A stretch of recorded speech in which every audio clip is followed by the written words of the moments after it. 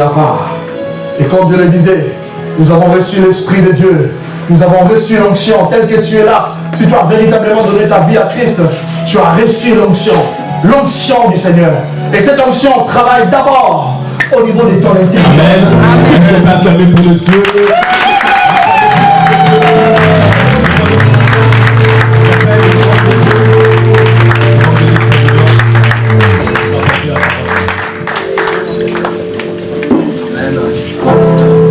Que Dieu soit béni. Que Dieu soit glorifié.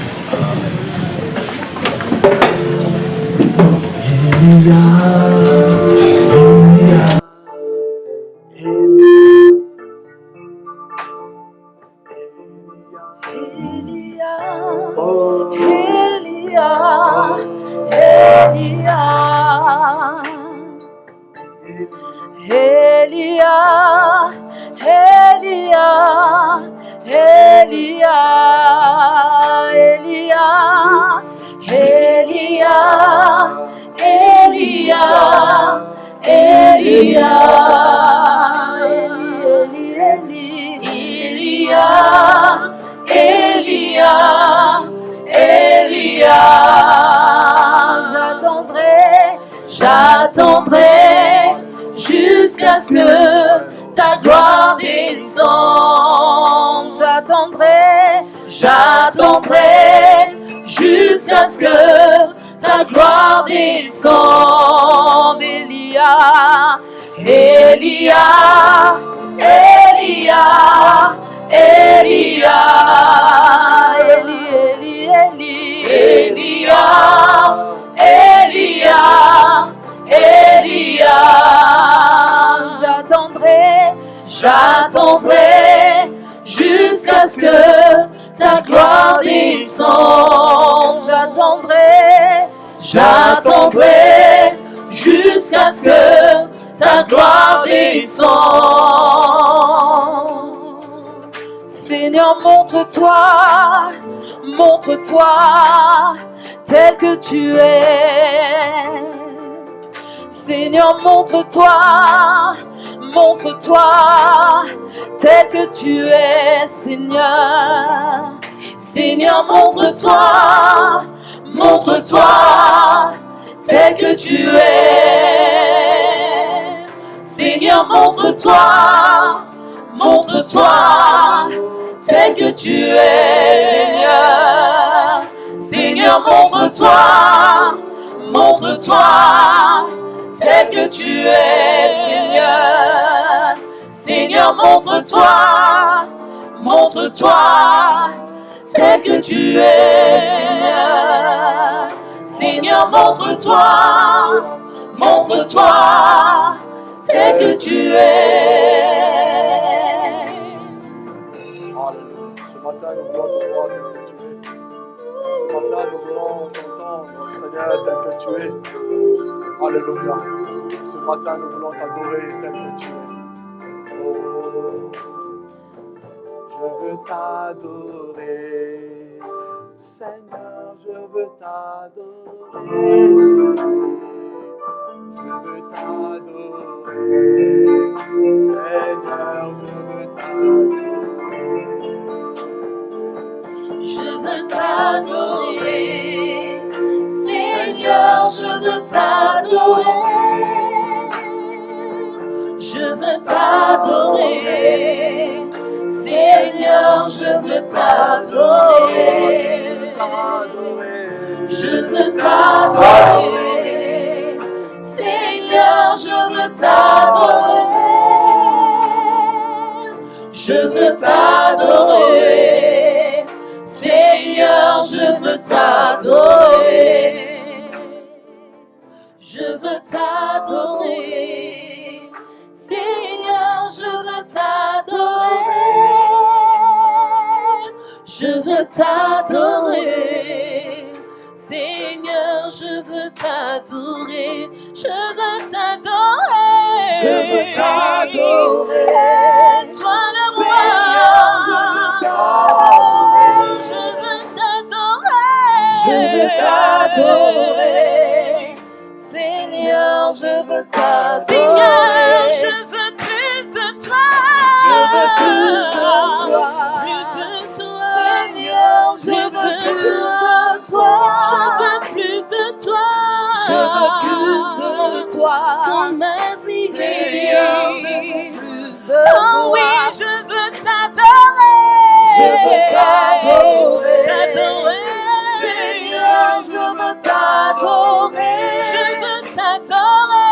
Je veux t'adorer. Seigneur, je veux t'adorer. Fais-moi voir ta gloire. Fais-moi voir ta gloire. Seigneur, fais-moi voir ta gloire. Fais-moi voir ta gloire. Fais-moi voir ta gloire. Seigneur, fais-moi voir ta oh oui, gloire. montre-moi ta gloire. Montre-moi ta gloire. Seigneur, montre-moi ta gloire. Montre-moi ta gloire. Montre-moi ta gloire. Montre-moi ta Seigneur, gloire. montre-moi ta gloire. Montre-moi ta gloire. Montre-moi ta gloire. Seigneur, montre-moi ta gloire. Montre-moi ta gloire. Montre-moi ta gloire. Seigneur, montre-moi ta gloire. Encore plus de toi. Plus de toi. Seigneur, encore plus de toi. Je veux plus Je veux plus de toi. Seigneur, je veux plus de toi.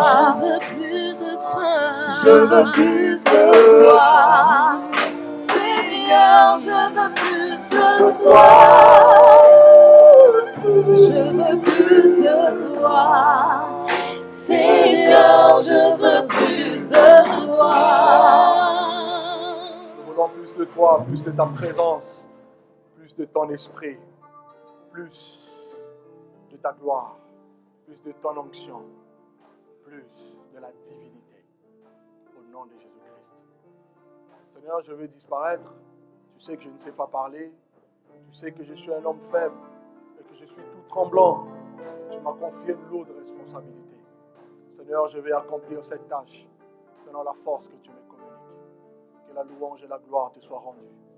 Toi, le Dieu de tous les esprits, élevé à la perfection. Au nom de Jésus-Christ. Amen. Amen. Amen. Que Dieu soit béni. Aide-moi à dire bonjour à ton frère de gauche et de droite. Dis-lui un mot de la part du Seigneur. Ah, toi aussi, tu es trop glacial. Ah, l'hiver est en train de passer là quand même. Dis-lui bonjour chaleureusement. Dis-lui un mot de la part de Dieu. Que Dieu soit béni. Je vous salue tous au nom de Jésus. Ah là là, ces micros là, ça va pas. J'espère que ça va aller. Dieu soit glorifié. Dieu a déjà parlé. Vous savez, les moments le plus intéressants et le plus important d'un enfant de Dieu, ce n'est même pas lorsque nous prêchons, mais c'est lorsque nous adorons le Seigneur. Parce que lorsque nous adorons Dieu, Dieu nous transporte dans les profondeurs. Lorsque nous adorons Dieu, Dieu regarde à ce qui nous embête, Dieu regarde à nos problèmes et Dieu se lève pour solutionner nos problèmes. Lorsque nous adorons Dieu, Dieu permet que nous puissions le connaître tel qu'il est. Parce que si nous arrivons à connaître Dieu tel qu'il est, c'est alors que nous pourrons véritablement le servir. C'est pour cela que la prédication n'est que la conséquence de la relation qu'on peut avoir avec le Seigneur. Amen. Je vais nous inviter rapidement. Je ne serai pas long, je m'efforcerai par la grâce de Dieu. Et nous prierons un peu à la fin. Alléluia. Que Dieu soit béni. Jean chapitre 3, verset 16. Ça, c'est la base du christianisme. Come on, brother. Que Dieu soit béni. Jean chapitre 3, verset 16. Vous n'avez même pas besoin de vos Bibles. On peut commencer directement parce que vous connaissez ces textes. Alléluia. Que Dieu soit béni. Je luttais, j'avais beaucoup de messages qui montaient dans mon cœur. Je ne savais pas quoi dire jusqu'à ce matin. Le Seigneur a déposé quelques pensées dans mon cœur et nous allons le partager. Jean chapitre 3, verset 16, il est écrit « En effet, Dieu a tant aimé les mondes qu'il a donné son Fils unique, Jésus-Christ, afin que quiconque croit en lui ne périsse pas, mais qu'il reçoive de la part de Dieu la vie éternelle. » on enlève ces textes, l'évangile n'a plus le droit d'être. On ne peut plus parler de l'évangile sans ces textes. On ne peut pas parler de Dieu sans ces textes. On ne peut pas parler du plan rédempteur de Dieu sans ces textes. L'évangile où l'apôtre écrit en disant que Dieu a tant aimé les mondes. En réalité, Dieu a tant aimé les hommes habitant dans les mondes qu'il a donné son Fils unique, Jésus-Christ, afin que quiconque donne sa foi en Christ ne périsse pas, mais qu'il reçoive de la part de Dieu la vie éternelle. Pourquoi? Parce que les hommes vont périr. Vous savez, avec le temps, on oublie cette notion que l'éternité est devant nous. Le pasteur l'a rappelé le dimanche dernier, l'éternité est devant nous. En dépit de tout ce que nous pourrons avoir, toucher, expérimenter avec Dieu dans ces bas mondes, les besoins de Dieu ou encore les cris les plus forts du cœur de Dieu, c'est que nous puissions nous retrouver avec lui dans la félicité. Et si Dieu a donné son Fils unique, Jésus-Christ, c'est tout simplement parce que les hommes vont mourir, parce que les hommes vont périr. Il n'y avait pas d'autre solution, pas d'autre choix, pas d'autre mesure pour Dieu que de sacrifier celui qu'il a tant aimé, le Fils bien-aimé de Dieu, afin que les hommes accèdent au salut éternel. Et pourquoi les hommes vont périr? C'est à cause de notre condition de péché, à cause de notre nature pécheresse. La Bible nous enseigne que par le péché de notre père Adam, la nature tout entière a été vouée à la malédiction. La nature a été vouée à la condamnation. C'est là qu'il est dit que tous ont péché et sont privés de la présence de Dieu. Tous ont péché et sont privés de la gloire de Dieu. Et l'apôtre Paul va plus loin sous l'inspiration de l'Esprit en disant que le salaire du péché, c'est la mort. Mais le don gratuit de Dieu, c'est la vie éternelle en Jésus-Christ, notre Sauveur. Alléluia. Alléluia. Le péché a des conséquences tragiques. Le Seigneur m'a envoyé ce matin pour nous interpeller. Même nous qui avons la foi, nous qui servons le Seigneur, nous qui parlons en langue, nous qui faisons de grandes œuvres pour Dieu, nous qui évangélisons, nous qui intercédons, nous qui travaillons pour la cause de Dieu. Le péché a des conséquences tragiques. Le péché de notre père Adam nous a vendus au péché. Par conséquent, nous sommes livrés à la malédiction, c'est-à-dire à la perdition éternelle. À la perdition éternelle.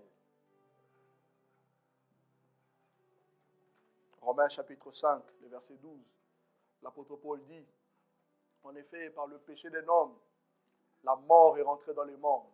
En réalité, quand l'apôtre parle de la mort, il veut tout simplement dire que la perdition est rentrée dans le monde. Voilà l'homme qui était formé pour être près de Dieu, pour vivre éternellement dans la félicité. Cet homme, sa destinée a été corrompue, sa destinée a été bousillée, sa destinée a été brisée parce qu'il y a eu le péché. Et la mauvaise nouvelle, malheureusement, dans ces textes, c'est que le péché d'un seul homme a condamné l'humanité entière. C'est pour cela qu'un bébé qui vient de naître, ou tous les enfants qui naissent à l'instant T, ils naissent pécheurs. Par conséquent, ils sont séparés de Dieu.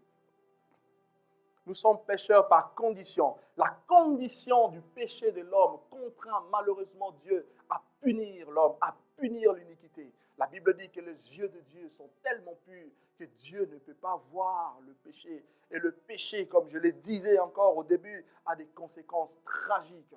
La conséquence la plus tragique du péché, ce n'est pas la malédiction que tu vis, ce n'est pas le manque d'argent, ce n'est pas la pauvreté, ce n'est pas les guerres, ce n'est pas les conflits humains, ce n'est pas la haine. La conséquence tragique du péché, c'est la perdition éternelle, loin de la face de Dieu.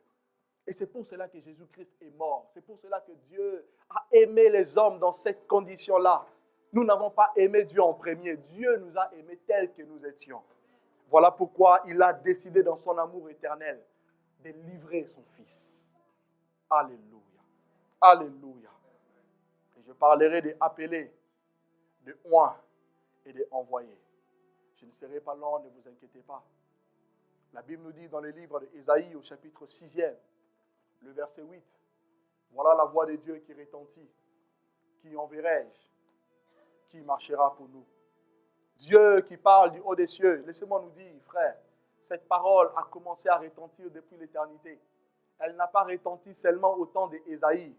Ésaïe l'a entendu en son temps. Pourquoi? Parce que Dieu est éternel.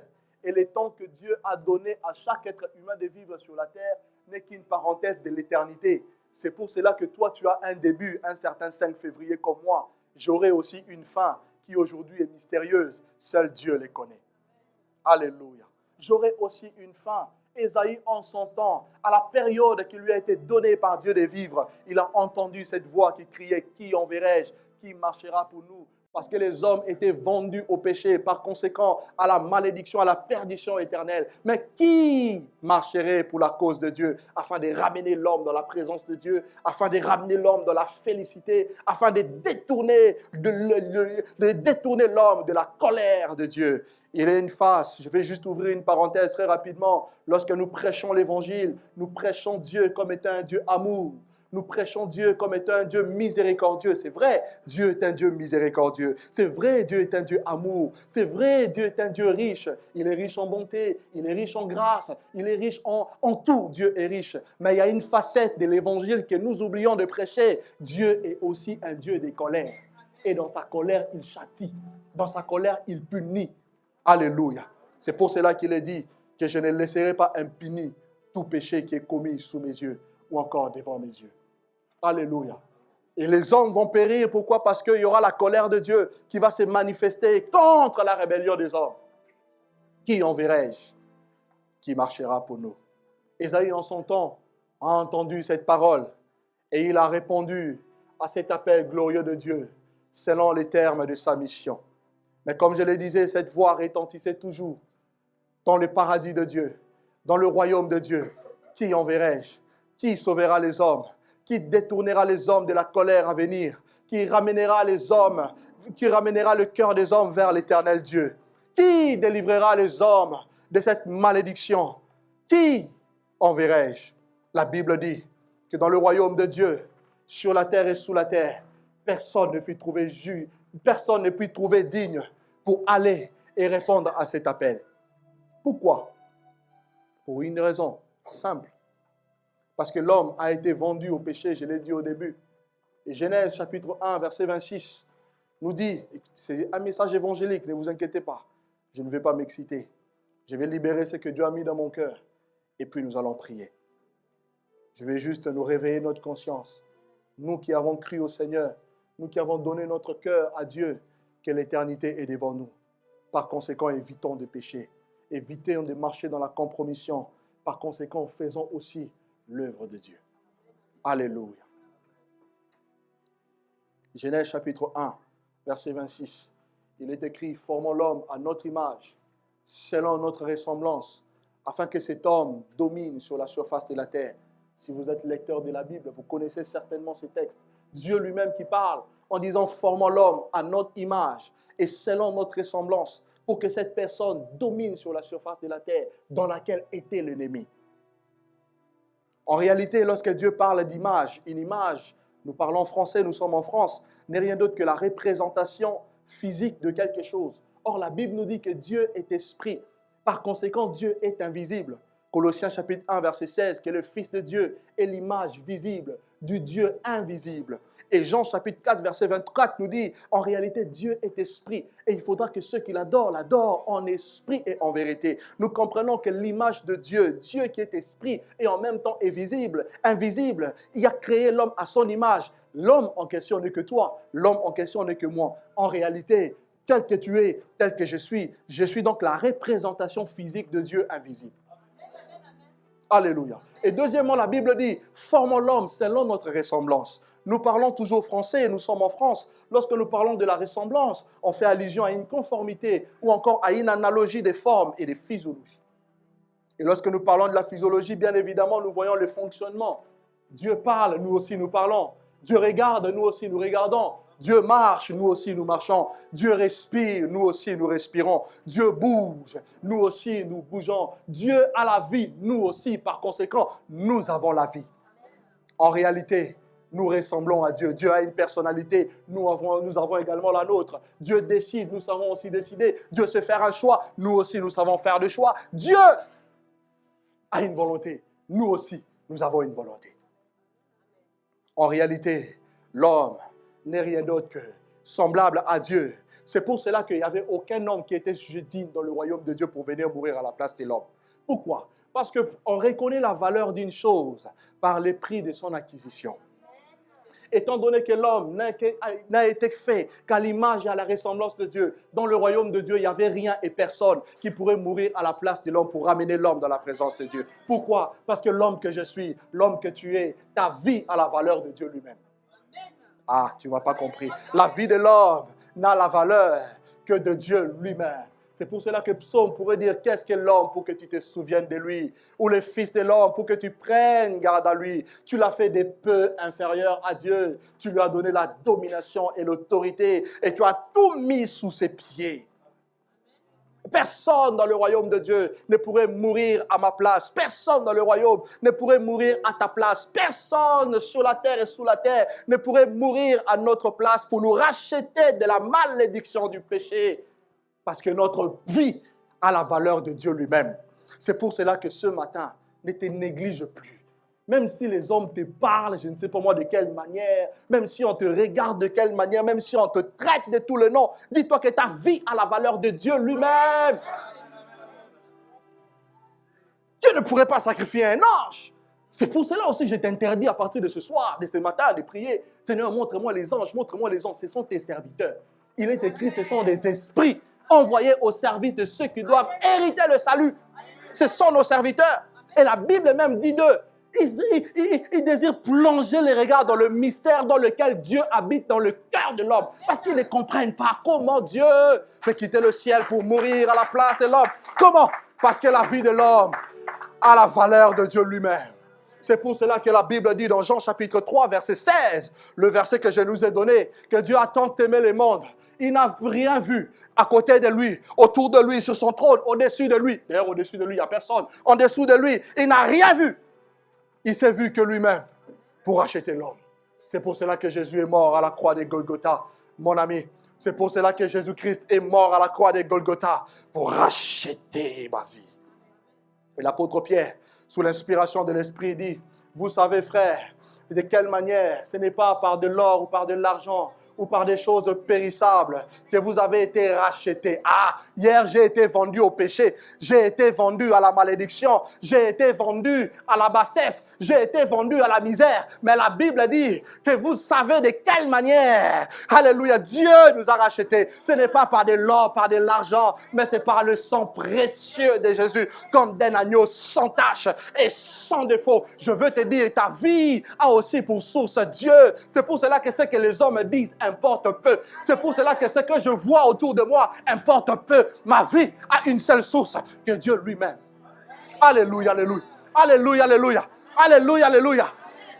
Et l'apôtre Paul, sous l'inspiration de l'Esprit, pourrait dire, ah, frère, qui nous condamnera? Si Dieu est pour nous, qui sera contre nous? Lui qui n'a pas épargné son fils, mais il l'a livré pour mon salut. Comment Dieu pourrait-il se permettre de me refuser toutes choses avec son fils bien-aimé?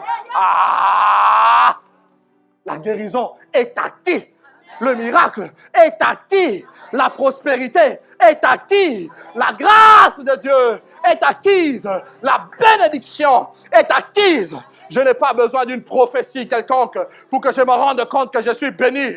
Je n'ai pas besoin que tu m'imposes le main pour que je me rende compte que mon nom a été écrit dans le livre de vie. Christ a dit, réjouissez-vous de ce que, ne vous réjouissez pas de ce que les démons vous sont soumis. Ah, le service importe peu. Réjouissez-vous surtout de ce que ton nom, de ce que vos noms sont écrits dans le livre de vie. Pourquoi? Parce que ton nom a été écrit avec le sang de l'agneau. Le sang qui parle mieux que le sang d'Abel. Le sang de la rédemption. Le sang de la délivrance et du salut éternel. Alléluia. Alléluia, alléluia. Qui enverrai-je? Qui marchera pour nous? Jésus a répondu à cet appel. Il a répondu à l'appel de Dieu. La Bible nous dit dans le livre de Hébreux, au chapitre 10e, le Fils dit, en répondant à l'appel de Dieu, tu n'as voulu ni sacrifice, ni holocauste, mais tu m'as formé un corps. Tu n'as agréé ni offrande, ni sacrifice. Et le Fils, en entrant dans le monde, c'est-à-dire en attendant la voix de Dieu, en acceptant de répondre à l'appel de Dieu, et en venant dans le monde, dit, je viens, Seigneur, dans le rouleau du livre. Mais dans quel livre? Si ce n'est que dans la loi et les prophètes. Or, dans les prophètes, il est écrit, qui enverrai-je? Qui marchera pour nous? Ah, la Bible dit, dans le rouleau du livre, il est question de moi. Je viens, oh Dieu, pour faire ta volonté. Je viens, oh Dieu, pour faire ta volonté. L'appel de Dieu. L'appel de Dieu. Il a fallu un homme pour que l'humanité soit sauvée. Il a fallu Jésus pour que ma vie soit sauvée. Et aujourd'hui, la pensée que Dieu a mise dans mon cœur, Dieu te veut toi pour que ton entourage soit sauvé. Dieu te veut toi pour que ta famille soit touchée. Dieu te veut toi pour que la France soit sauvée. Alléluia. Et Jésus-Christ a été oint par Dieu. Pourquoi? Parce que tu ne peux pas servir Dieu sans onction. C'est impossible. Tu ne peux pas servir Dieu sans onction. C'est impossible. Et c'est quoi l'onction? L'onction n'est pas le fait que les gens tombent. Recevez la puissance. Recevez au nom de Jésus. Et les gens en tombent. Ça, c'est pas ça l'onction. Certes, l'onction peut se manifester de cette manière-là. Pourquoi? Parce que l'homme que nous sommes, nous ne supportons pas la présence d'un être supérieur et glorieux comme Dieu. C'est pour cela que lorsque l'onction, quelquefois, peut nous toucher, on peut tomber. Mais cela n'est pas l'onction. Alléluia. Je veux vraiment que nous soyons d'accord là-dessus. Cela n'est pas l'onction. Le diable peut aussi faire tomber les gens. Mais ce n'est pas pour autant qu'il a l'onction. Ah! Alléluia! Alléluia! Alléluia! Et l'onction n'est rien d'autre que la capacité surnaturelle que Dieu donne à la personne qu'il a confié une mission pour accomplir son but. C'est ça l'onction. Étant donné que l'œuvre de Dieu est une œuvre spirituelle, tu ne peux pas l'accomplir par ta propre force. Par conséquent, Dieu doit te donner une force supérieure. Dieu doit te donner une puissance supérieure afin que tu accomplisses l'œuvre de Dieu. Et Christ, en tant qu'appelé de Dieu, avait besoin de l'onction du Saint-Esprit pour sauver le monde. Ah, on est d'accord? Christ, en tant qu'appelé de Dieu, avait besoin de l'onction du Saint-Esprit pour sauver l'humanité. Toi aussi, je vais te toucher à la fin. Ne vous inquiétez pas. Toi aussi, à l'instar de Jésus-Christ, tu as besoin de l'onction du Saint-Esprit pour toucher les autres. Tu as besoin de l'onction du Saint-Esprit pour influencer les autres à la parole de Dieu et au royaume de Dieu. Tu as besoin de l'onction du Saint-Esprit pour accomplir le but pour lequel Dieu t'a créé. Tu n'as pas été créé pour gagner de l'argent. Ah, là, je vais choquer les gens qui aiment le monde. Là. Nous n'avons pas été créés pour gagner de l'argent. On en a besoin parce qu'il est écrit que l'argent répond à tout. Je ne te demande pas d'être pauvre, sinon je serais un mauvais prédicateur. Mais je veux tout simplement éveiller ta conscience par rapport au but premier pour lequel Dieu t'a créé. Dieu m'a créé. Nous avons une mission particulière à accomplir dans ce monde. C'est pour cela que si tu es là et que tu ne connais pas la mission pour laquelle Dieu t'a créé, et je vais encore aller plus loin, tu ne connais pas la mission pour laquelle Dieu t'a sauvé. À partir de ce soir, de ce matin, ta prière doit changer. Arrête de demander un peu à Dieu l'argent, l'argent, l'argent. Tu n'es même pas sûr si tu vas aller au ciel. Tu n'es même pas sûr si la trompette sonne maintenant, si tu vas monter avec Jésus. Tout ce qui t'intéresse, c'est l'argent. Les mariages, les matériels, les voitures. Oh, les maisons. Oh, les frères. Ah, les frères. Les frères. On n'en a rien à faire. On a besoin du royaume de Dieu. On a besoin du royaume de Dieu et de la présence de Dieu. Alléluia. Alléluia, alléluia.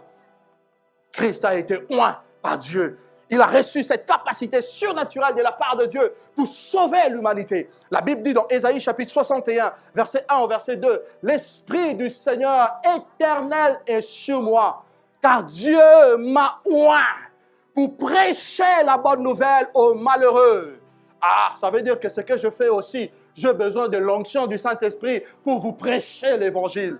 J'ai besoin de l'onction du Saint-Esprit pour annoncer l'évangile à mon entourage. J'ai besoin de l'onction du Saint-Esprit pour influencer le monde à Christ. L'Esprit de Dieu est sur moi. Dieu m'a oint pour annoncer la bonne nouvelle aux malheureux. Ça veut dire quoi? Ça veut dire que tous les habitants du monde, frères et sœurs, sont malheureux. Ah, je vous dis la vérité. Dieu nous appelle des malheureux. Il réitère la même expression dans le livre d'Apocalypse au chapitre 3e à l'église de Laodicée. Cette église qui dit à Dieu, je suis riche, je me suis enrichi. De toute manière, je n'ai pas besoin de toi. Tu m'as donné les mariages. J'ai les mariages, j'ai l'argent, j'ai l'influence, j'ai les entreprises. Je n'ai pas besoin de toi. Et Dieu regarde cette église.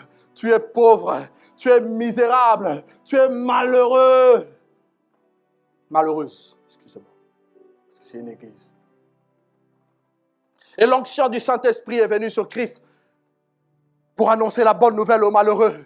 Quel est donc ce malheur qui attend les hommes? La Bible dit que ceux qui ne croiront pas, ceux dont le nom ne sera pas écrit dans les livres de vie. Apocalypse chapitre 20, à partir du verset 13, 10 jusqu'au verset 13. La Bible dit ceux dont le nom ne sera pas écrit dans le livre de vie seront jetés dans le lac de feu et ils seront tourmentés au siècle de siècles. Et eux, et les faux prophètes, et la bête, et le diable, et les dragons seront jetés dans le temps de feu et de soufre, qui est la seconde mort. C'est pour cela que lorsque la Bible dit que Dieu a tant aimé le monde et qu'il a donné son Fils, afin que quiconque croit en lui ne périsse point. Dieu ne parlait pas de la mort de tantine Élisabeth. Il ne parlait pas de la mort de tonton Marco. Il parlait de la seconde mort, qui est une mort inévitable. Et la Bible dit qu'il est réservé donc aux hommes de mourir une seule fois. Et après cette mort-là, que tous, par laquelle nous passerons, il y aura le jugement. Quel est le choix que tu fais aujourd'hui? Dieu te donne le temps, dans la parenthèse du temps que j'appelle, dans l'éternité que j'appelle le temps.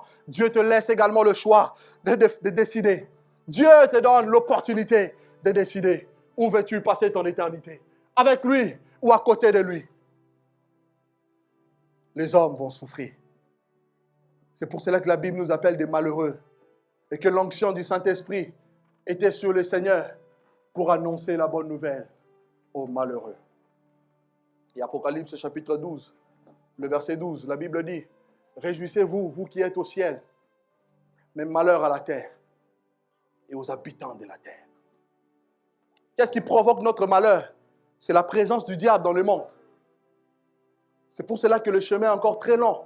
Et que l'apôtre Paul a dit, celui qui se prétend être debout, prenne garde de tomber. Toi qui te moques de ceux qui tombent. Toi qui te moques de ceux qui baissent dans la foi. Tu ne sais pas qu'est-ce qui s'est passé. L'autre fois, je nous avais parlé du combat. J'ai dit que l'ennemi, pour ta voix, il va t'observer. Il sait comment tu fonctionnes. Il sait à quelle heure tu pries. Il va également regarder tes forces et tes faiblesses. Et il viendra t'attaquer là où que tu es faible. Et au moment où tu n'es pas fort. C'est pour cela que la tentation est présentée comme étant le jour de la faiblesse de l'homme. Et ce qui nous permet d'échapper au piège de l'ennemi lors de la tentation, c'est la confiance que nous avons au Seigneur. La Bible dit que Dieu est fidèle. Il ne permettra pas que nous soyons tentés au-delà de notre force, c'est-à-dire au-delà de l'onction qu'il nous a donnée. Mais avec la tentation, il préparera un chemin afin que nous puissions y échapper. C'est pour cela que nous avons besoin du Saint-Esprit. Nous avons besoin de l'onction du Saint-Esprit. Parce qu'il est dit, quand l'ennemi viendra comme un fleuve, dans la douceur, lui il vient toujours dans la douceur. Il sait comment je fonctionne. Il sait qu'est-ce qu'il peut mettre sur pied pour que ça m'arrête. Ça arrête ma foi, ça brise ma vie. Il le sait. C'est pour cela que lorsque les autres tombent, le premier réflexe de l'Église n'est pas de parler comme nous le faisons, mais de se mettre à genoux, implorer la faveur de Dieu. Il est écrit que Pierre était arrêté et que Hérode devait le tuer. Mais l'Église a eu le réflexe. Vous avez tué Étienne, c'est bon. Vous avez décapité Jacques, c'est bon. Maintenant, on en a assez. L'Église a eu le réflexe de prier. Et la Bible dit, l'Église adressa des prières à Dieu en faveur de Pierre. Et qu'est-ce qui s'est passé? Dieu a délivré miraculeusement Pierre. C'est Pierre qui était un conducteur, le leader de l'Église, à qui Christ a remis les clés du royaume. Mais il s'est retrouvé emprisonné par l'ennemi. Lisez l'histoire de la Bible. Des oins comme David, que le diable a réussi à marcher dessus. Lisez l'histoire de la Bible. Des hommes oints comme Salomon, Samson. Quelle a été la fin de leur vie? Nous avons besoin de la grâce de Dieu. C'est pour cela que l'apôtre Paul disait, dans ces combats, au reste, fortifions-nous dans le Seigneur et dans sa force toute puissante. Christ a été oint pour annoncer la bonne nouvelle aux malheureux. Et cette onction, frère, je vais en parler rapidement tout à l'heure. Cette onction, Christ ne l'a pas reçue comme ça.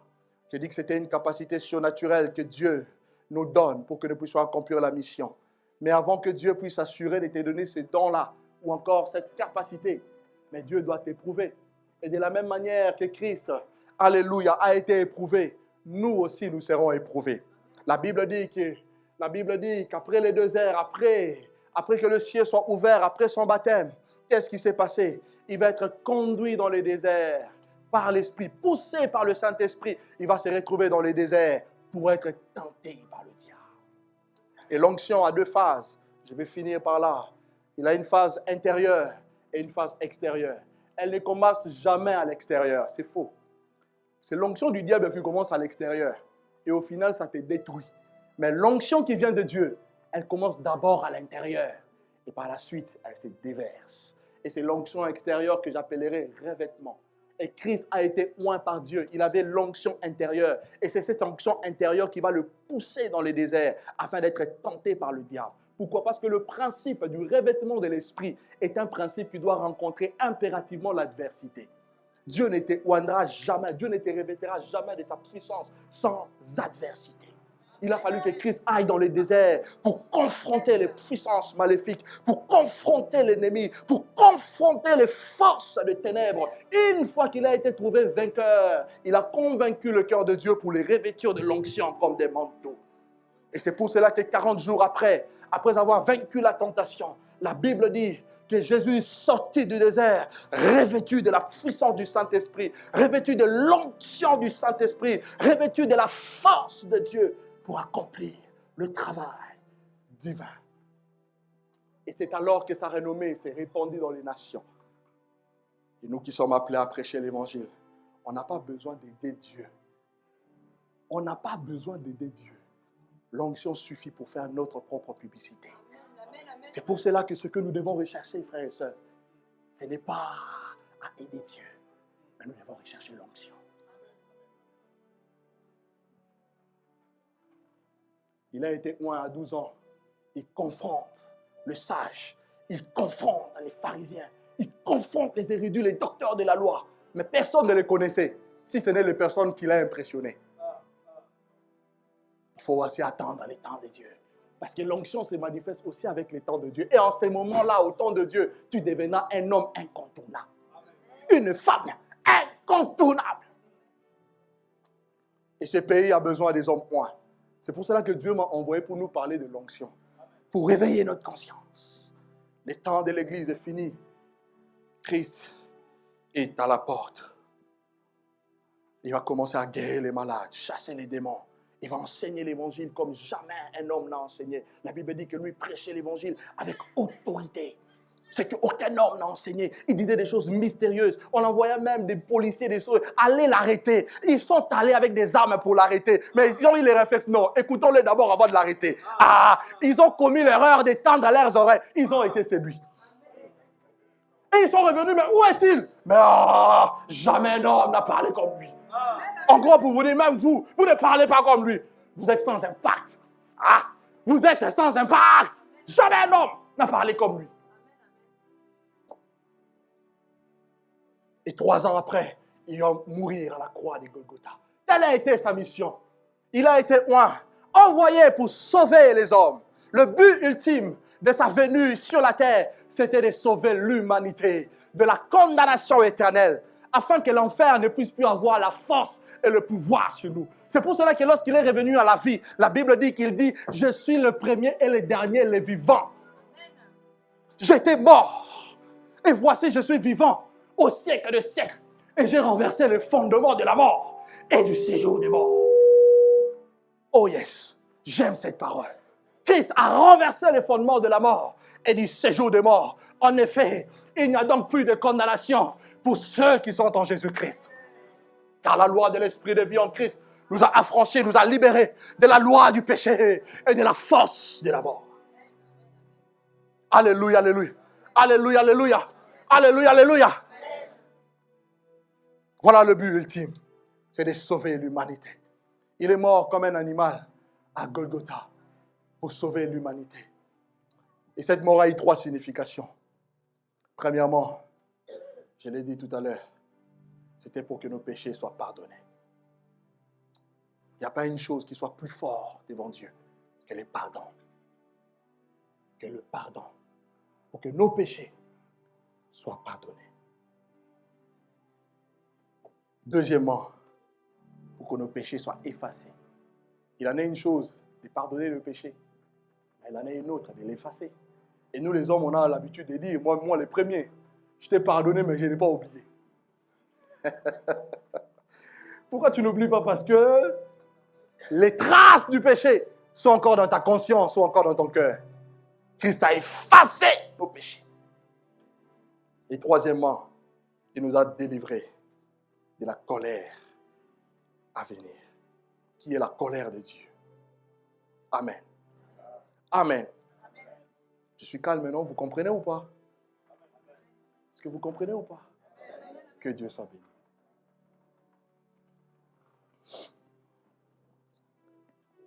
Et il ressuscite des morts. Il va donner un ordre aux siens. Matthieu chapitre 28, un verset que vous connaissez. Dieu m'a envoyé pour utiliser ce que vous connaissez, afin de nous éveiller. Il dit, allez donc, faites des nations les disciples. Faites des nations les disciples. Baptisez-les au nom du Père, du Fils et de l'Esprit Saint. Et enseignez-leur à observer tout ce que je vous ai prescrit. Voici, je serai avec vous tous les jours, jusqu'à la fin du monde. Mais la question que je me suis posée, comment faire des nations les disciples sans force, sans influence, sans pouvoir? C'est pour cela qu'il commence par dire que tout pouvoir m'a été donné dans le ciel et sur la terre. Allez, faites des nations les disciples. Et dans Marc, il est écrit, allez prêcher la bonne nouvelle à toute la création. Celui qui croira et qui sera baptisé, celui-là sera sauvé. Mais celui qui ne croira pas sera condamné. Malgré le fait que Jésus est mort à la croix, le salut n'est pas encore accessible à tous les humains. Et Christ, n'ayant fait que 3 ans sur la terre, et comptant sur les disciples que nous sommes, parce que Paul est mort, Pierre est mort, Barthélemy est mort, Philippe est mort, comptant sur les disciples que nous sommes, Dieu nous donne encore cet ordre aujourd'hui. Allez, prêchez la bonne nouvelle à toute la création. Parce que les hommes vont périr et le cœur de Dieu souffre. Parce que nous qui avons reçu la grâce de Dieu, nous qui avons reçu Dieu, nous ne faisons rien. Nous sommes là seulement en train de papoter. Soit beau, soit belle, il y a un autre problème. Et l'argent ou pas l'argent, de toute façon c'est ton argent, tu le donnes à qui? Alléluia, alléluia. L'église est tombée dans la distraction. Quel pasteur a la plus grande église? Quel pasteur est le plus loin? Quel est ses plus grands conférenciers? Distraction! Et pourtant le peuple de Dieu est en train de mourir. Regarde dans ton coin les ghettos. Combien de hommes sont en train de mourir? À cet instant T, il y a des gens qui sont en train de se suicider. Qu'est-ce que tu fais? Disciple de Jésus. Qu'est-ce que tu fais? Qu'est-ce que tu fais? Tout ce qui t'intéresse, c'est l'argent. Tout ce qui t'intéresse, c'est ton image. Tout ce qui t'intéresse, c'est toi. Dieu n'a rien à faire de toi. Excuse-moi de te le dire ainsi. Vous savez, la Bible dit que tout arbre qui ne porte pas de fruits sera retranché. Pourquoi Dieu va les retrancher? Parce que tu ne sers à rien. Et Dieu est un businessman. Dieu est un businessman. Là où il n'y a pas son intérêt, il n'investit pas. Tu demandes l'onction. Pourquoi avoir l'onction? Pour montrer aux gens que toi, tu parles bien, tu prophétises, tu fais tomber les gens. Dieu n'en a rien à faire. Les âmes sont en train de mourir. Les hommes sont en train de périr. Que fait l'Église? Et le cœur de Dieu souffre. Dieu pleure. Dieu verse de larmes. Et aucun homme ne peut être sauvé s'il n'y a pas un homme qui va porter le fardeau de Dieu. C'est pour cela qu'il est écrit qu'il n'y a pas de plus grand amour que de donner sa vie pour les autres. Si Christ est mort pour nous, c'est parce qu'il nous a aimés. Et il nous a aimés d'un amour profond, sans contrepartie. Tu ne lui as rien donné. pour que Dieu puisse t'aimer. Je ne lui ai rien donné pour qu'il puisse m'aimer. Il m'a aimé tel que j'étais. Dans ma saleté, dans mon impudicité, dans tout ce qui a environné, dans les ténèbres qui ont environné ma vie. Il m'a aimé tel que j'étais. Qu'est-ce que tu fais? Ce matin, change un peu ta prière. Quand tu demandes trop à Dieu des choses, là, Seigneur, regarde lui. Dieu me dit de te dire qu'il n'en a rien à faire. Il a besoin de sauver les âmes. Le temps est fini. Le temps de l'église est fini. Bientôt, la porte de l'arche va se fermer. Qu'est-ce que tu fais, femme de Dieu, à qui tu as reçu des prophéties? Qu'est-ce que tu fais, homme de Dieu? Qu'est-ce que nous faisons? Et dans Jean chapitre 17, le verset 18, il dit de la même manière que le Père m'a envoyé, moi aussi je vous envoie. Le Père m'a envoyé sauver le monde. La Bible dit que la volonté de Dieu, c'est que tous les hommes soient sauvés et parviennent à la connaissance de la vérité. Parce que les hommes vont périr. Ce qui arrive, il n'y a même pas les mots pour les décrire. Les hommes vont périr. Les hommes vont souffrir. Lisez l'histoire de l'homme riche et de Lazare. La Bible dit que là où l'homme riche était, après avoir mené une vie glorieuse ici sur la terre, il était tourmenté. Et pourtant, ça, ce n'est qu'une étape, un premier niveau, une première échelle vers le tourment éternel. Qu'est-ce que nous faisons, Église de Dieu?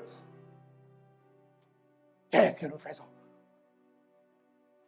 Et le Seigneur m'a dit, je suis prêt à oindre quiconque voudra porter le fardeau de Dieu. Alléluia. Appelez, oint et envoyez. Ça se trouve que cette parole a encore retenti dans ton cœur et que cette parole a suscité cet engouement, cette soif, cette volonté de resservir le Seigneur. Mais laisse-moi te dire une chose. Tu ne pourras jamais servir Dieu efficacement sans avoir ressenti au préalable cet appel. Je vais définir simplement l'appel. Ce que j'appelle appel n'est rien d'autre que cette rencontre bouleversante avec la personne de Dieu. Aujourd'hui, l'Église est remplie de personnes qui servent Dieu sans les connaître, comme Samuel. Des gens qui servent Dieu sans les connaître, comme toi-même, comme Samuel. C'est pour cela que j'ai bien aimé ce que le frère Samuel a dit tout à l'heure. Voilà, ils viennent avec leur diplôme, leur mérite. Seigneur, j'ai gagné les nations. Seigneur, j'ai chassé les démons. Seigneur, j'ai guéri les malades. Christ leur dit, retirez-vous de moi. Je ne vous ai jamais connu. Oh! Et ce qui me surprend dans ce texte, qui m'a toujours marqué, la Bible dit, alors il leur dira ouvertement. Ça veut dire que même lorsqu'ils étaient en train de faire ça dans les secrets, Dieu avait déjà parlé. Cherchez à connaître l'Éternel avant de le servir. Paul disait à Timothée, veille sur toi-même et sur ton enseignement. Car en agissant ainsi, c'est alors que tu te sauveras toi-même et tu sauveras ceux que tu écoutes. Il dit, je traite durement mon corps et je le tiens assujetti afin moi-même de ne pas être rejeté après avoir annoncé l'évangile aux autres. Je disais à ma femme encore hier, 12 ans de sacrifice. 12 ans, je ne sais plus draguer une fille. 12 ans, on a oublié les choses de ce monde. Pour qu'à la fin, comme elle dit, je ne te connais pas. Quelle tristesse, quelle honte. Quelle honte. Alléluia. Alléluia. Alléluia. Alléluia.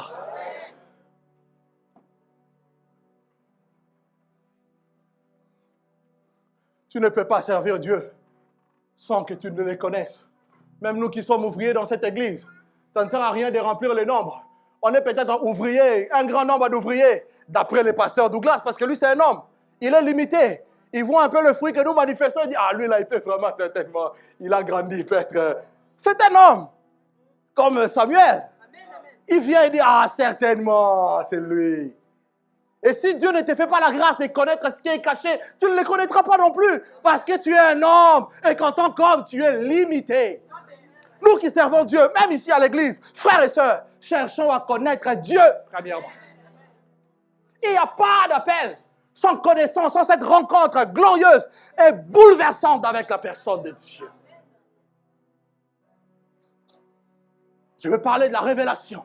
Il faut que Dieu lui-même vienne illuminer les yeux de ton cœur pour que tu le connaisses. Le Jésus-Christ que je vous prêche, hier on me l'a prêché, mais j'ai eu la grâce de voir la gloire de Dieu. Je ne parle pas pour vous faire plaisir. Je ne parle pas pour vous faire plaisir. J'ai eu la grâce de voir le royaume de Dieu. Et comme je vous l'ai dit autrefois, il ne faut pas que vous me regardiez comme un homme spécial, parce qu'on peut voir le royaume sans y entrer. Donc je reviens au même niveau que tout le monde. Cela veut dire que tous les jours, même ce que Dieu, la grâce que Dieu nous fait de rencontrer de nouvelles expériences, ce n'est pas pour autant que nous allons nous attarder là. Parce que Dieu bouge. La gloire de Dieu bouge. La révélation de Dieu bouge. Et elle est progressive. Et Dieu se manifestera et se révélera à toi. Plus tu le chercheras, plus tu disposeras ton cœur, plus tu te disposeras à être près de lui, plus Dieu se fera connaître à toi. Il n'y a pas d'appel. Je le répète encore, sans cette rencontre avec la personne de Dieu. Si tu sens que tu es ici et que tu es appelé par Dieu, commence par demander à Dieu, illumine les yeux de mon cœur. Voilà ce que Paul a fait. Il a dit, après avoir entendu parler de votre foi, on a entendu que vous avez cru à Christ. On a entendu que vous êtes prêts à aller à la mission. Mais maintenant, nous demandons que Dieu puisse vous donner un esprit de sagesse et de révélation dans sa connaissance.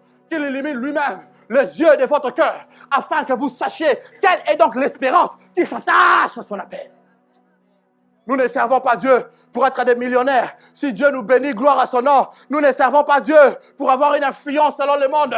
Mais nous servons Dieu pour répondre aux besoins de son cœur et pour répondre à cette voix qui retentit. Qui enverrai-je? C'est pour cela que moi, personnellement, dans ma discipline, j'ai demandé à Dieu, si tu veux me bénir financièrement, je préfère que ce soit par la sueur de mon front. Comme ça, je ne te servirai jamais par intérêt. Je te servirai de tout mon cœur. Donc, je n'ai pas besoin que tu viennes me donner ton offrande.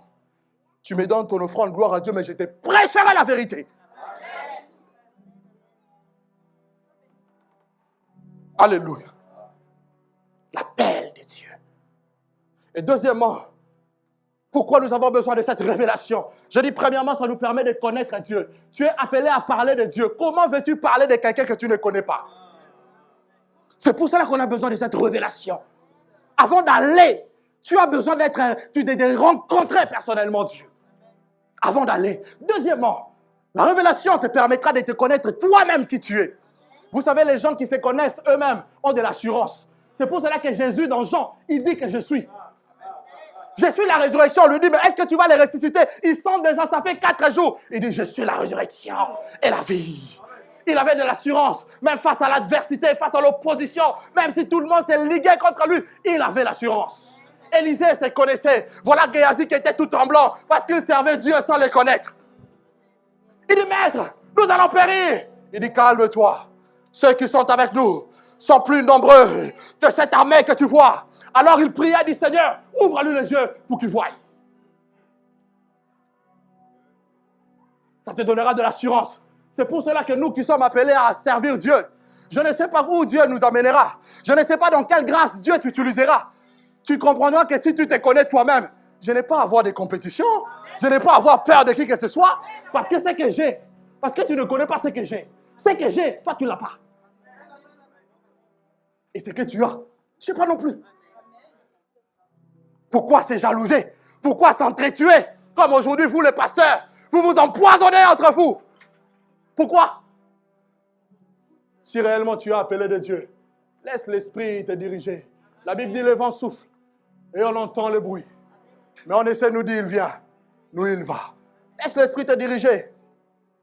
Et en tant qu'appelé, on n'est pas non plus obligé d'avoir les mêmes stratégies. L'autre peut utiliser les médias, ça marche. Mais toi, tu dois utiliser le lieu secret. Toi, tu dois utiliser la chambre haute pour qu'il puisse avoir influence. Et il faut connaître les stratégies de l'esprit et comment l'esprit veut fonctionner avec toi.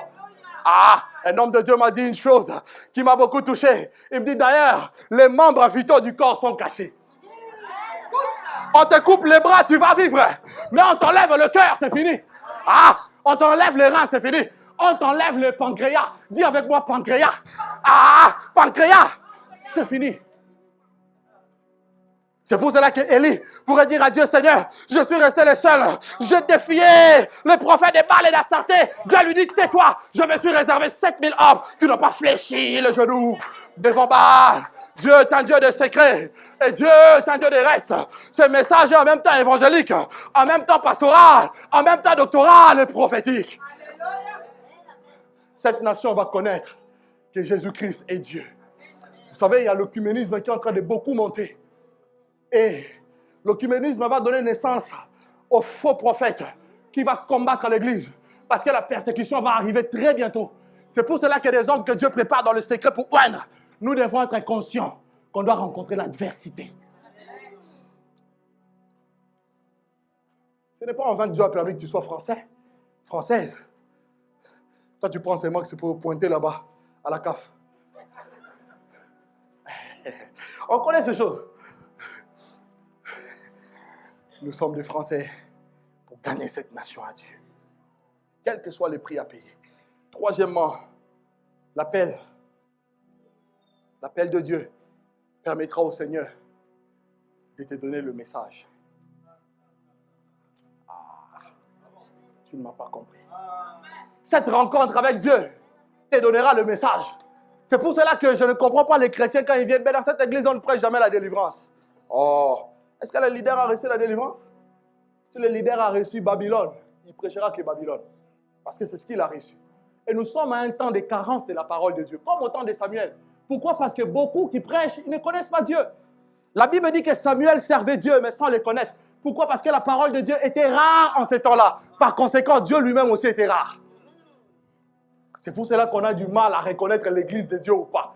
Quand tu prends les livres des Actes des Apôtres et tu prends l'église... J'ai dit les noms. Tu te dis, mais il y a vraiment un problème. Oui, il y a vraiment un problème. Parce que les serviteurs ne connaissent pas Dieu. Par conséquent, ils n'ont pas la parole de l'Éternel. Par conséquent, Dieu n'est pas là. Il a dit, écrit à l'ange de l'église d'Éphèse. Il avait un message particulier. Écrit à l'ange de l'église de Laodicée. Lui aussi avait son message à lui. Parce que Dieu ne se révèle pas de la même manière à nous. Par conséquent, nous ne pourrons pas avoir le même message. Moi, je serai à l'aise avec le salut. Lui sera à l'aise avec l'esprit des prophètes. L'autre sera à l'aise avec la guérison des malades. L'autre sera à l'aise avec le temps de la fin. L'autre sera à l'aise avec la sanctification. Si tu n'aimes pas la sainteté, tu ne l'approcheras jamais. Ce n'est pas pour autant. Mais je doute quand même de l'évangile de la prospérité. Tu peux en parler 1-2 fois, mais pas tout le temps quand même. Pour ne pas dire que cet évangile vient de l'enfer. Alléluia. C'est pour ça que tu as besoin de rencontrer Dieu. Ce matin, tu vas prier Dieu pour que Dieu illumine les yeux de ton cœur afin que tu connaisses sa personne. Dieu ne veut pas te faire perdre du temps. Or, tant que tu ne les connaîtras pas, tu perdras du temps. Tu vas vieillir sans avoir accompli la mission pour laquelle Dieu t'a sauvé. Prie Dieu, comme Paul pourrait prier par rapport aux Éphésiens, que Dieu illumine les yeux de votre cœur. Et l'appel vient de Dieu. Ce n'est pas un homme qui va t'appeler pour accomplir une mission. Je vais vraiment être précis là-dessus. L'appel vient de Dieu. C'est une propriété de Dieu. C'est Dieu seul qui le suscite dans le cœur de l'homme. C'est pour cela qu'il pourrait dire à Jérémie, avant que je n'étais formé dans le ventre de ta mère, avant que je t'ai formé dans le ventre de ta mère, je te connaissais. Avant que tu ne sortes des son sein, je t'avais établi. Littéralement, je t'avais oint et envoyé pour être un prophète des nations. C'est Dieu qui appelle. C'est Dieu qui oint. Mais également, c'est Dieu qui envoie. Et par rapport à l'onction, frère, je vais aller vite parce que le temps il part. L'onction a 2 phases. Je le disais au début, que l'onction n'est pas le fait que vous tombiez. Non. C'est pour cela qu'aujourd'hui, j'ai prié Dieu, j'ai dit, Seigneur, je ne vais imposer les mains à personne pour que personne ne tombe. Après, si toi, tu veux imposer ta main pour que les gens tombent, sens-toi libre, hein, Seigneur. Alléluia. Une capacité surnaturelle pour accomplir l'œuvre de Dieu. Et cette onction a 2 phases. La première phase, elle est une phase intérieure. Et nous la recevons une fois après avoir entendu la voix de Dieu au travers de son Fils qui frappe sur la porte de notre cœur. Il rentre en nous. Le Saint-Esprit vient également siéger en nous. C'est pour cela que l'apôtre Paul pourrait dire aux Éphésiens, vous aussi, après avoir entendu l'évangile du salut, vous avez cru en son nom et vous avez été scellés, marqués de l'Esprit de Dieu, lequel est un gage pour la rédemption de ce que Dieu s'est acquis à la louange de sa grâce. Et c'est le jour où tu as donné ton cœur à Jésus. Ce jour-là, tu as reçu également l'onction du Saint-Esprit. Mais cette onction, elle est encore en phase interne. Elle doit commencer à travailler en interne. Pourquoi? Prenez avec moi un dernier texte. C'est là que je vais finir mon enseignement de ce matin. Romains chapitre 8.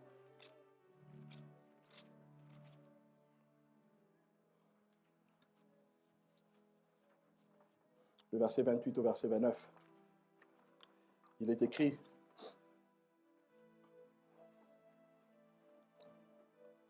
que Dieu soit béni. Du reste, nous savons que toutes choses contribuent au bien de ceux qui aiment Dieu et de ceux qui sont appelés selon ses desseins.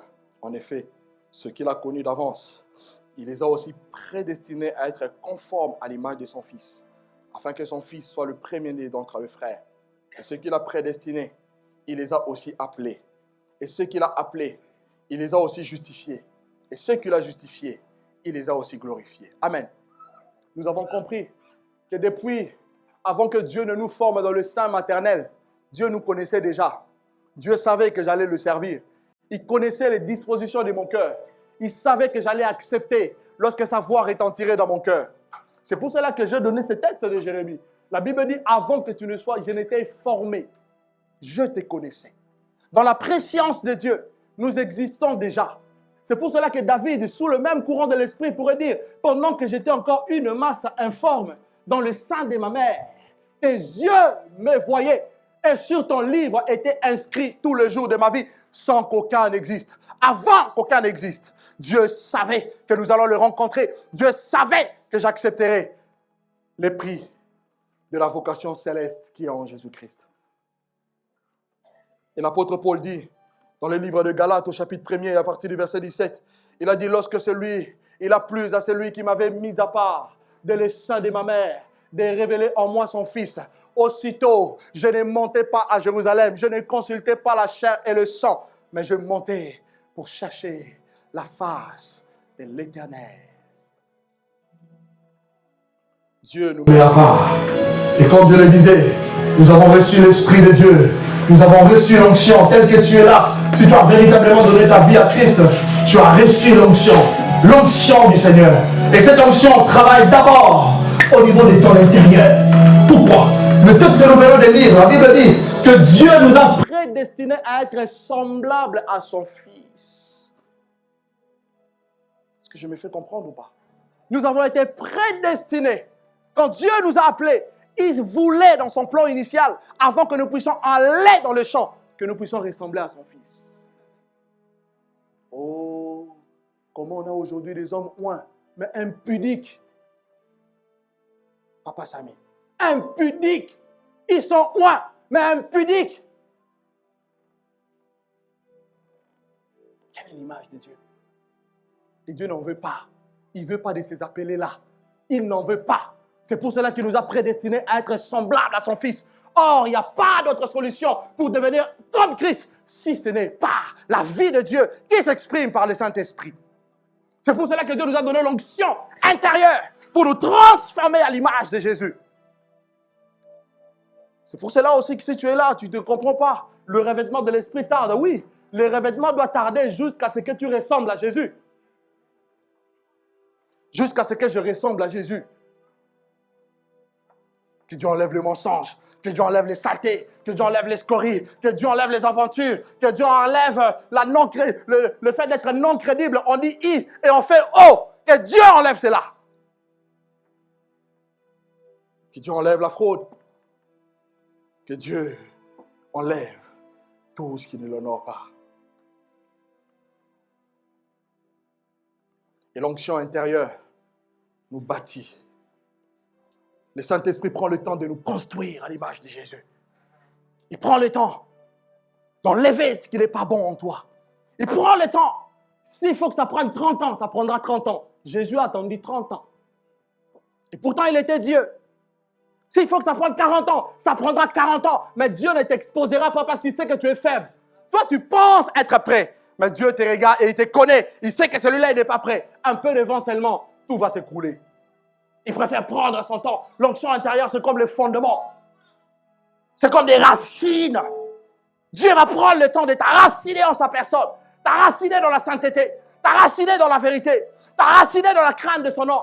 T'enraciner dans la vie d'un homme de Dieu. une vie de prière, une vie de consécration, une vie de méditation. Combien de temps tu médites? Tu as plus le temps pour parler que pour méditer.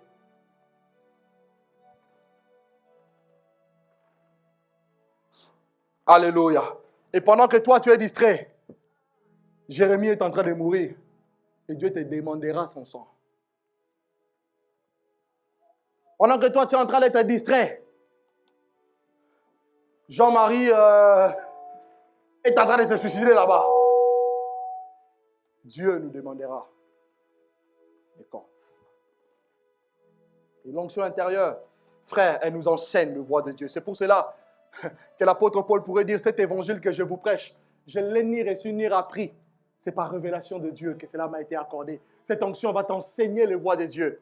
Cette onction va enlever la chair en toi pour faire de toi un homme spirituel. Et un homme spirituel, c'est celui qui a la pensée de Dieu. C'est celui qui connaît la pensée de Dieu. Voilà un homme spirituel. 1 Jean chapitre 2, verset 27. La Bible dit que l'onction que nous avons reçue de lui, cette onction nous enseigne toutes choses. Et puisqu'elle nous enseigne toutes choses, demeurons donc attachés aux choses qu'elle nous a enseignées. Et l'onction intérieure, frère, va nous délivrer également de tout joug. Quel est le joug qui pèse sur toi? La Bible nous dit dans le livre d'Ésaïe, au chapitre 10e, j'aime beaucoup ce verset, le verset 27, alors la graisse fera éclater le joug. Quel est le joug qui pèse sur ta personne? Moi, je ne crois plus à la sorcellerie. Je crois que la sorcellerie existe, mais je ne crois pas aux effets de la sorcellerie. Je crois que l'occultisme existe, mais je ne crois pas aux effets de l'occultisme dans la vie d'un enfant de Dieu. C'est pour cela qu'on ne chasse pas l'esprit des tantes. Non, tu as besoin de te connaître toi-même pour dire à la tante, oh, maintenant je sais que c'est toi. Ta tante. Et tu ne viens plus jamais. Je ne crois pas, oh non, il y a un esprit de blocage. Toi, un enfant de Dieu, qui va te bloquer? Qui va te bloquer? Soit tu n'es pas enfant de Dieu. La graisse fera éclater le joug.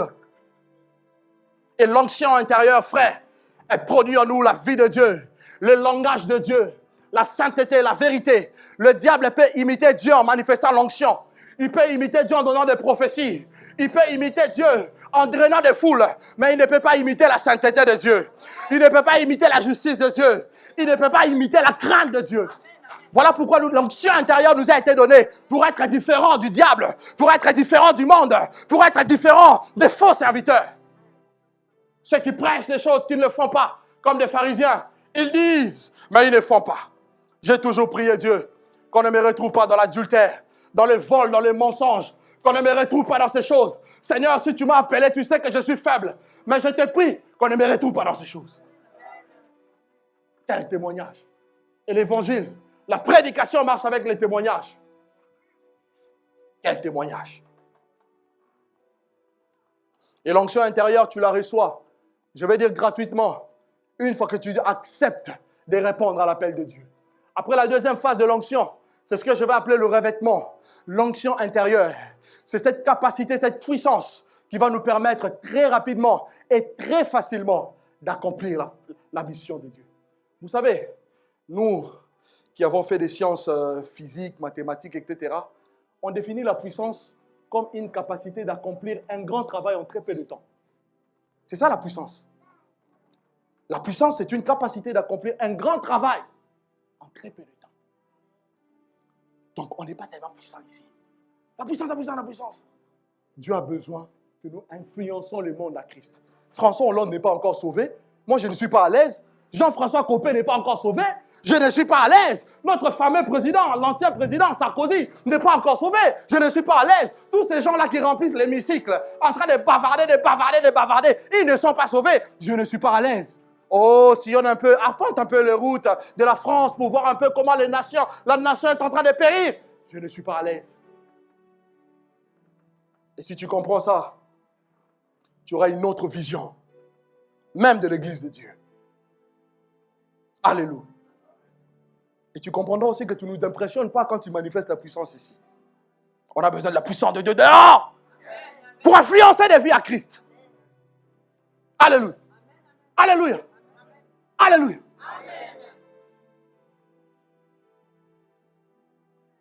L'onction, c'est une force d'accomplir la volonté de Dieu. Comme je le disais, c'est une puissance pour influencer des vies à Dieu. L'onction nous confère de l'autorité, mais également le pouvoir. C'est pour cela que Jésus a dit, je vous ai donné le pouvoir de marcher sur les scorpions, sur les serpents et sur toute la puissance de l'ennemi. Et rien ne pourra vous nuire. Et contrairement à l'onction, dans sa phase intérieure, que tu reçois naturellement, l'onction, dans sa phase extérieure, te demande un prix à payer. Te demande un prix à payer. Dieu va susciter des ennemis. J'ai bien aimé la prière de tout à l'heure. Dieu va susciter des problèmes. Dieu va mettre des épreuves en face de toi. Parce que cette onction-là ne viendra pas sans il n'y a pas d'adversité en face. C'est pour cela que David, sous l'inspiration de l'Esprit, pourrait dire, tu dresses devant moi une table et en face de mes adversaires, tu induis ma tête et ma coupe déborde. Et la Bible dit de Jésus, ton trône, ô Dieu, est un trône d'équité. Et le sceptre de ton règne est un sceptre éternel. Tu as aimé la justice et tu as haï l'iniquité. C'est pour cela aussi que ton Dieu t'a oint d'une huile de joie au-dessus de tes ennemis. Il faut que pendant le moment d'épreuve, de tentation, pendant que les ennemis, les vents et marées soufflent, tu dois donner à Dieu l'épreuve que tu l'aimes. Tu ne l'aimes pas parce qu'il te bénit. Tu ne l'aimes pas parce que tu as un mariage. Tu ne l'aimes pas parce que tu as de l'argent. Tu ne l'aimes pas, frère et soeur, parce que tu as des enfants. Tu ne l'aimes pas parce qu'il a fait de ton nom grand. Tu l'aimes parce qu'il est Dieu. Manda brakata sakata. Tu as aimé la justice. Malgré l'adversité à la croix, Jésus a aimé la justice. La Bible dit, il a aimé la volonté de Dieu auprès de livrer sa vie jusqu'au sacrifice de la croix de Golgotha. C'est pour cela aussi que Dieu l'a souverainement élevé et lui a donné le nom qui soit élevé au-dessus de tout nom, afin qu'au nom de Jésus, tout genou fléchisse dans le royaume de Dieu, sur la terre et sous la terre, et que toute langue confesse que Jésus est Seigneur, à la gloire de Dieu le Père. Aimez la justice. Aimez la justice. Aimez la justice. Et l'onction dans sa phase intérieure te donnera le témoignage de Dieu. La Bible dit que le témoignage de Dieu est plus grand que le témoignage des hommes. Tu peux m'abandonner. Ma femme même peut m'abandonner. Mes enfants peuvent m'abandonner. Mais si j'ai le témoignage de Dieu dans mon cœur, je serai toujours fort. Je serai toujours puissant. Je serai toujours vigoureux. Je serai tenace et persévérant. Ah! Le salut est personnel. C'est pour cela, quelles que soient les épreuves que tu vis, qu'est-ce que Dieu t'a dit? La Bible dit que le Saint-Esprit rend témoignage dans notre esprit, dans notre conscience, que nous sommes enfants de Dieu. Même si je manque l'argent, je suis enfant de Dieu. Même si je suis dans la souffrance, dans les larmes, je suis enfant de Dieu. Même si je perds un membre proche, je suis enfant de Dieu. Même s'il m'arrivait de perdre un être cher, je suis enfant de Dieu. Et que l'amour de Dieu ne dépend pas de ce que je vis. Alléluia. Seigneur, je veux t'adorer. Je veux t'adorer. Seigneur, je veux t'adorer. Alléluia. Alléluia. Le revêtement. Je disais que le revêtement, c'est face à l'adversité. Il a fallu que Élie parte avec Élisée sous ces 3 différents fleuves. Pendant qu'Élisée était sujet de la moquerie des hommes. Ne sais-tu pas que Dieu va enlever son serviteur aujourd'hui? Il dit, je le sais, taisez-vous. Ne sais-tu pas que tu auras du mal à retourner à Jérusalem? Je le sais, taisez-vous. Il a fallu l'adversité pour qu'il reçoive le revêtement d'Élie, pour qu'il reçoive la double portion du Saint-Esprit qui était dans la vie d'Élie. Et Jésus a dit aux apôtres, ne partez pas, demeurez dans Jérusalem, demeurez dans la chambre haute, jusqu'à ce que vous soyez revêtus de la puissance du Saint-Esprit. Dieu attend de nous de toucher la France. Dieu attend de nous, si tu es ici et que Dieu t'a véritablement appelé pour ces pays, dans ces pays, Dieu attend de nous la France. Dieu attend la France. Dieu attend la France. Je suis porteur de la voix de Dieu ce matin. Et ce message, depuis un temps, je souffre. Alors je souffre beaucoup. Je peux vous dire la vérité, je ne vous mens pas. Je souffre beaucoup à cause de l'appel de Dieu. Dieu a dit à Paul, Paul pourrait dire, ce qui manque aux souffrances de Christ, je l'achève en mon corps, en ma chair pour son corps qui est l'Église. Pourquoi? Parce que chaque appel de Dieu a des exigences. Chaque appel de Dieu a des exigences. Je souffre à cause de cet appel, car Dieu dit, le salut de plusieurs est lié à ta vie. Dieu dit que le salut de plusieurs est lié à ta vie. Le salut de plusieurs est lié à ta vie. Il pourrait dire à l'apôtre Paul, cet homme est un homme que j'ai choisi dans les nations pour faire porter mon nom. Je l'ai choisi dans les nations pour porter mon nom. Je l'ai choisi dans les nations pour porter mon nom. Voilà la parole que Dieu a dit à son serviteur Paul. Je l'ai choisi, on a les yeux fermés. Je l'ai choisi pour aller dans les nations et porter mon nom. Et je lui montrerai tout ce qu'il va souffrir pour ma cause. Je prie, Seigneur, pour que cela soit ainsi dans la vie de ton serviteur. Au nom de Jésus, je prie pour que cela soit ainsi dans la vie de ton serviteur. Au nom de Jésus. Et que le manteau de Dieu, le manteau de Dieu, le manteau de Dieu lui soit accordé. Et un ministère des prophètes. Mais un ministère des prophètes dans la souffrance, dans les larmes, à l'instar de Jérémie. À l'instar de Jérémie. À l'instar de Jérémie. Et tu connaîtras beaucoup les rejets. Mais Dieu me dit de te dire, la main de Dieu sera avec toi. De la même manière qu'il a dit à Jérémie, je serai avec toi. Ils te feront la guerre, mais ils ne te vaincront jamais. Dieu a vu ton cœur, le cœur que tu as, un cœur d'enfant, un cœur qui le cherche. Et le Seigneur me dit très bientôt, il te fera voir des choses glorieuses auxquelles ton cœur et ton esprit soupirent.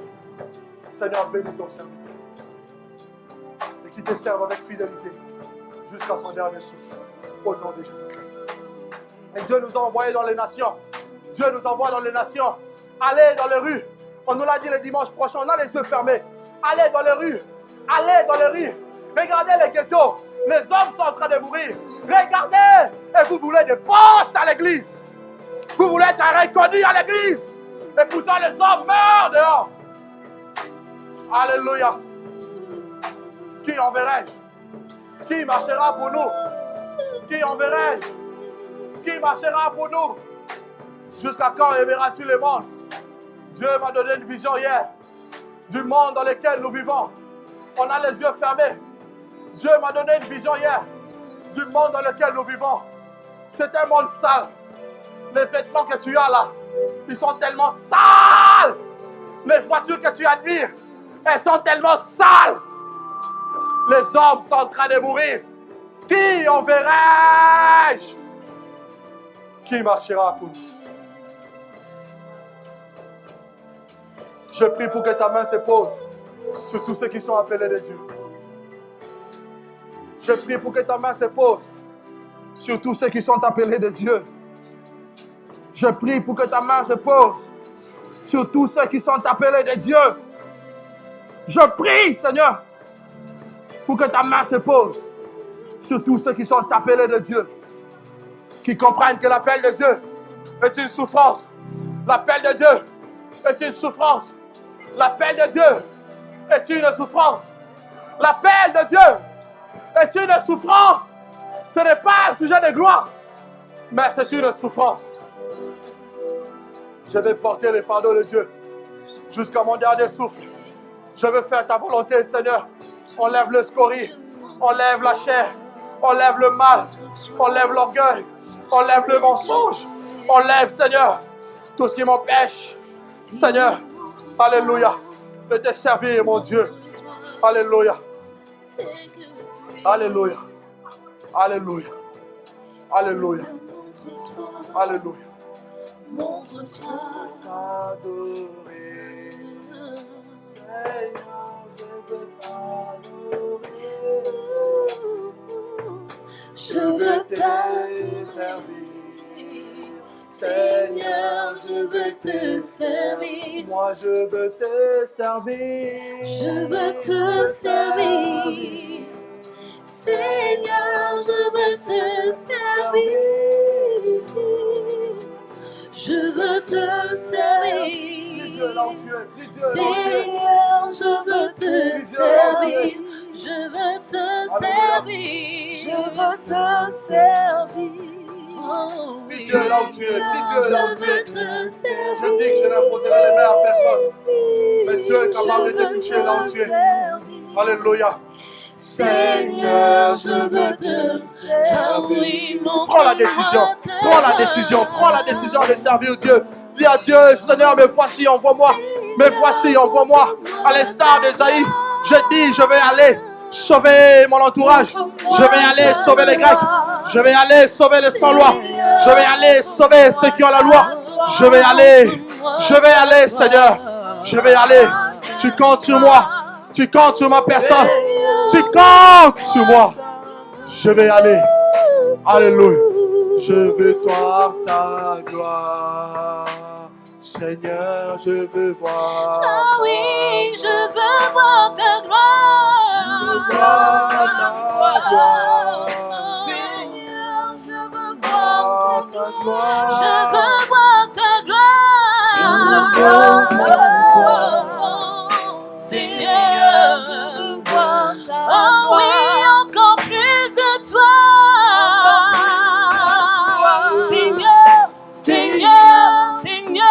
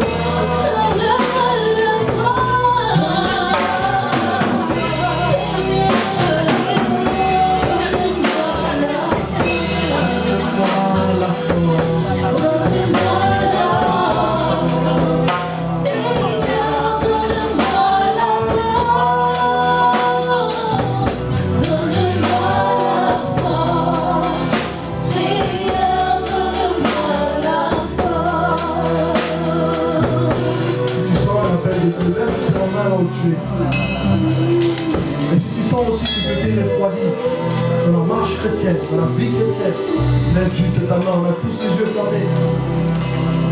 Lève juste ta main là où tu es. L'onction du Saint-Esprit brise les jours. L'onction de l'Esprit de Dieu brise les jours. Je te prie dans nos pères. Voici ton peuple. Seigneur, si tu nous parles, c'est parce que tu attends de nous, Seigneur mon Dieu, que nous puissions prendre la volonté, la décision, Seigneur mon Dieu, de te suivre. Voilà ce peuple qui a levé ses mains, Seigneur mon Dieu, vers toi. Je prie, éternel des armées, pour qu'en sortant de ces lieux, que tu te fasses connaître à eux. Je prie pour que tu leur donnes la révélation de ta personne, la révélation de ta parole, la révélation de ce qu'ils doivent accomplir dans ce monde, mais également le message qu'ils doivent porter, Seigneur mon Dieu, à la face de l'humanité. Je prie pour que l'onction du Saint-Esprit le restaure. Je prie pour que l'onction du Saint-Esprit le rafraîchisse. Je prie pour que l'onction du Saint-Esprit le propulse dans leur destinée, qu'il marche dans la vérité, dans la sainteté, dans la crainte de ton nom, Seigneur mon Dieu, et qu'il reflète la gloire du grand Dieu que tu es. Et c'est là dans le nom de Jésus-Christ. Alléluia. Merci Seigneur. Alléluia. Donne-moi la force, Seigneur, donne-moi la force.